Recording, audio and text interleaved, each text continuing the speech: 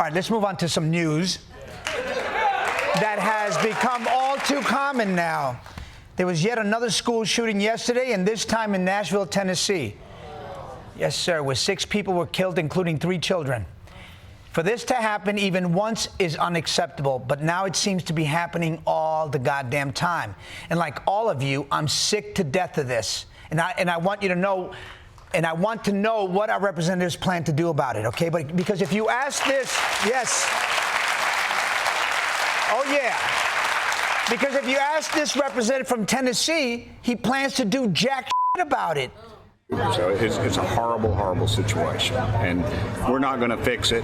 Criminals are going to be criminals, and my daddy fought in the Second World War, fought in the Pacific, fought the Japanese, and he told me, he said, buddy, he said, if somebody wants to take you out and doesn't mind losing their life, there's not a whole heck of a lot you can do about it. There's not a lot of heck you can do about it? That's the best you have to offer? You're a congressman. If you don't have any ideas for how to keep our kids safe, get the out of the way. Yes. And go work at a Pinkberry or some shit.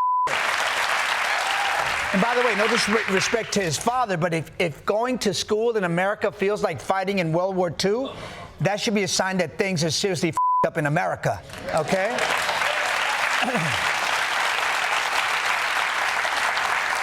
Now, there's still a lot that we don't know about this crime. The police say it's possible that the shooter was born female and now identifies as male. So, of course, a lot of Republicans like Marjorie Taylor Greene are now saying that trans people are the problem, which I know seems crazy.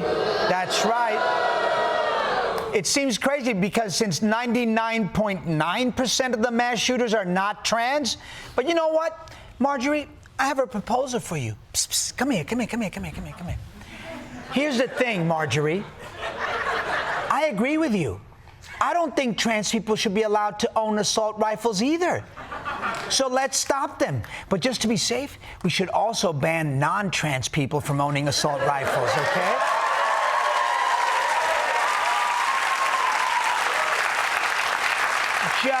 Just in case they become trans, okay? You know what I mean? No assault weapons for anybody. That'll show them. And some people might tell you that I'm trying to trick you into supporting gun control, but we all know you're too smart for that. Come on, you can trust me, homegirl. It's just you and me, baby.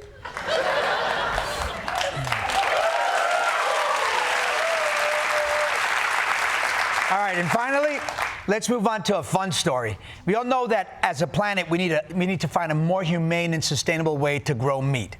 Well, now, some scientists have found a new source of meat that makes absolutely no sense. A team of scientists from Australia has announced that they've created a meatball from the DNA of the extinct woolly mammoth. It was created from the cells of a woolly mammoth and grown in a lab. And they took the DNA sequence from a mammoth muscle protein and filled in the gaps with cells from an elephant, the mammoth's closest living relative. Scientists say the meat should taste pretty good, but they're afraid to eat it in case the ancient protein is deadly to our current immune system. The mammoth meatball is not for consumption, but instead is a symbol that we hope invites viewers and your audience to start thinking about where their food comes from. Well, first off, as someone who was best friends with a woolly mammoth,